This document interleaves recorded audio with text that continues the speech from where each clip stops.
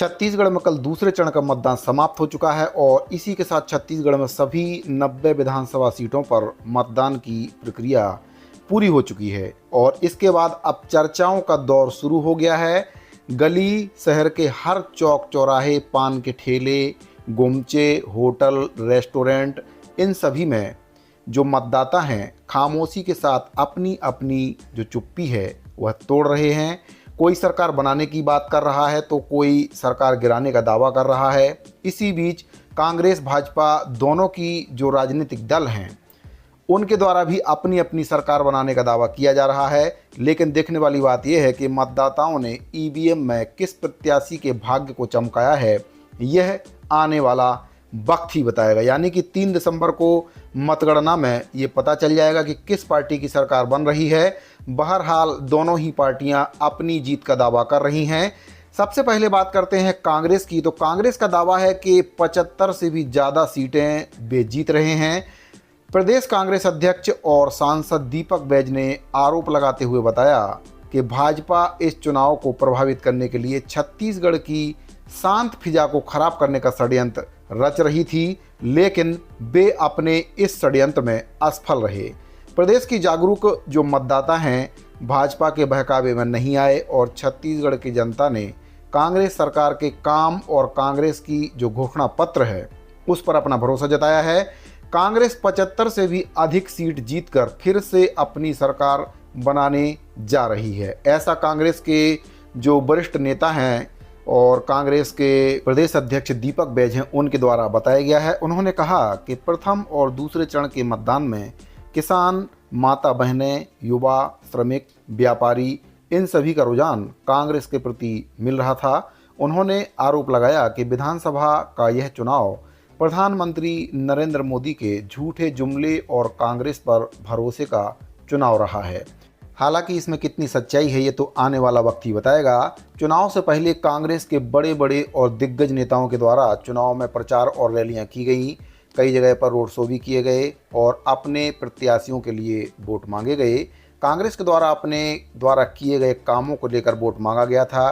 कई सीटें ऐसी हैं जहां पर कांग्रेस के प्रत्याशी मजबूती के साथ खड़े हुए हैं। कई सीटों पर बीजेपी की बढ़त दिख रही है और कुछ सीटें ऐसी भी हैं जहां पर पैंच फंसते हुए नजर आ रहा है। यानी कि 50-50 का रेशो वहां पर बना हुआ है।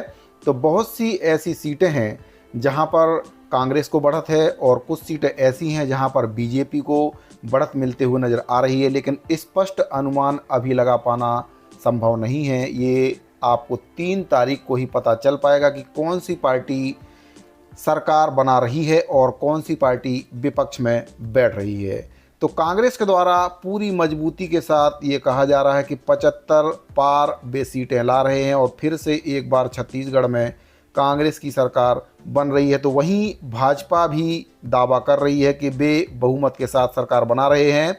भाजपा के प्रदेश अध्यक्ष अरुण साव ने कहा कि प्रदेश की जनता कांग्रेस सरकार की वादा खिलाफी के साथ साथ अन्याय, अत्याचार, भ्रष्टाचार, छलावा से काफ़ी परेशान है और जनता ने कांग्रेस सरकार के खिलाफ अपने आक्रोश को अपने मताधिकार के जरिए व्यक्त किया है। अब यह आईने की तरह साफ हो गया है कि परिवर्तन की आंधी में कांग्रेस और उनकी भूपेश सरकार का छत्तीसगढ़ में सुपड़ा साफ होने जा रहा है। बीजेपी प्रदेश अध्यक्ष अरुण साव जी के द्वारा एक वीडियो जारी किया गया है और उनके द्वारा बताया गया है कि छत्तीसगढ़ में भाजपा की पूर्ण बहुमत की सरकार बन रही है और जो भाजपा के द्वारा वादे किए गए हैं घोषणा पत्र में उनको भी सरकार बनने के बाद अमल में लाया जाएगा। आप सुन सकते हैं वीडियो में उनके द्वारा क्या कुछ कहा गया है। उत्साहपूर्वक भारी मतदान के लिए छत्तीसगढ़ के सभी सम्माननीय मतदाता भाइयों और बहनों को मैं धन्यवाद देता हूं, उनका आभार व्यक्त करता हूं। जिस प्रकार का आज मतदान में उत्साह लोगों ने दिखाया और लंबी लंबी लाइनें लगी, विशेषकर माताओं बहनों की, ये स्पष्ट रूप से संकेत है कि ये मतदान परिवर्तन के लिए हुआ है और निश्चित रूप से छत्तीसगढ़ में भारी बहुमत से भारतीय जनता पार्टी की सरकार बनने जा रही है। 3 दिसंबर मतगणना के बाद छत्तीसगढ़ में एक नया सवेरा होने वाला है। छत्तीसगढ़ खुशहाली और तरक्की की ओर आगे बढ़ने वाला है। वहीं पर पूर्व मुख्यमंत्री डॉक्टर रमन सिंह जी ने कहा कि मतदान के प्रति जनता, खासकर महिलाएं और युवाओं में काफ़ी उत्साह देखने को मिला, जिससे भूपेश सरकार की विदाई का फरमान जारी हो चुका है। भाजपा की राष्ट्रीय उपाध्यक्ष और राज्यसभा सांसद डॉक्टर सरोज पांडे ने कहा कि मतदान के प्रति प्रदेश के मतदाताओं के उत्साह से भाजपा का यह विश्वास और भी ज़्यादा बढ़ गया है कि पहले चरण की तरह दूसरे चरण का मतदान भी भाजपा के लिए अनुकूल परिणाम लेकर आएगा। पूर्व मंत्री लता ओसंडी ने भी द्वितीय चरण के मतदान में उत्साहपूर्वक भागीदारी के लिए सभी मतदाताओं का आभार व्यक्त किया है।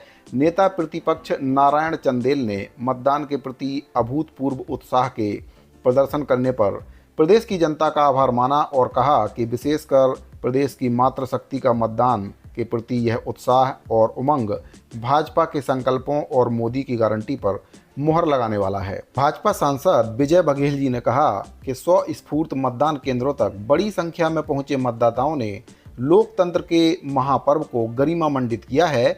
मतदान के प्रति यह जागरूकता छत्तीसगढ़ को संवारने के हमारे संकल्पों की बुनियाद सिद्ध होने जा रही है। भाजपा के प्रदेश महामंत्री केदार कश्यप, विजय शर्मा और ओपी चौधरी ने भी दूसरे चरण के मतदान में बढ़ चढ़कर भाग लेने के लिए छत्तीसगढ़ के मतदाताओं का आभार माना है। अब बात कर लेते हैं दोनों ही पार्टियों के घोषणा पत्र के बारे में। तो भाजपा के द्वारा छत्तीसगढ़ की महिलाओं के लिए महतारी बंधन योजना की घोषणा की है, जिसके तहत छत्तीसगढ़ की महिलाओं को 12,000 रुपये वार्षिक मिलेगा और सीधे उनके खाते में ये राशि जाएगी।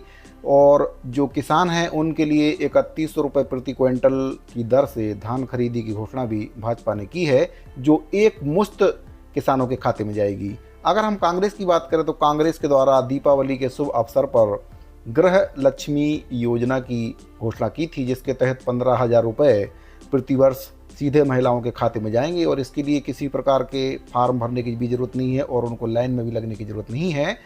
तो किसानों के लिए कांग्रेस के द्वारा 3200 रुपये प्रति क्विंटल की खरीदी की घोषणा की गई है, लेकिन इसमें सबसे बड़ी जो दुविधा है कि राशि एक मुश्त किसानों के खाते में आएगी या नहीं आएगी, इस पर अभी कोई निर्णय नहीं हुआ है, क्योंकि पिछली बार की तरह कांग्रेस पार्टी के द्वारा जो भी बोनस की राशि दी जाती थी उसको अलग से दिया जाता था, यानी कि समर्थन मूल्य को अलग और जो बोनस की राशि है उसको अलग 1 या 2 किस्तों में किसानों के खाते में डाला जाता था। तो अब दोनों ही पार्टियों की जो योजना है, जो घोषणा पत्र हैं, काफ़ी अच्छे घोषणा पत्र बनाए गए थे। कांग्रेस के घोषणा पत्र में एक कमी कहीं ना कहीं दिखाई दी गई कि उनके घोषणा पत्र में कर्मचारियों को लेकर कोई भी घोषणा शामिल नहीं की गई थी। वहीं भारतीय जनता पार्टी की बात करें तो भारतीय जनता पार्टी के घोषणा पत्र में अनियमित संविदा दैनिक वेतनभोगी कर्मचारियों के साथ साथ प्रदेश के जो शिक्षक हैं, सहायक शिक्षक वेतन विसंगति से जो जूझ रहे हैं, उनकी वेतन विसंगति दूर करने की बात भी उसमें कही गई है। तो साथियों, अब देखने वाली बात है कि छत्तीसगढ़ में जनता किस पार्टी को पूर्ण बहुमत देती है। 3 दिसंबर को इसका फैसला हो जाएगा। अगर आपको वीडियो अच्छा लगा हो तो वीडियो को लाइक, शेयर और चैनल को सब्सक्राइब जरूर कर लें। मिलते हैं अगली वीडियो में। धन्यवाद।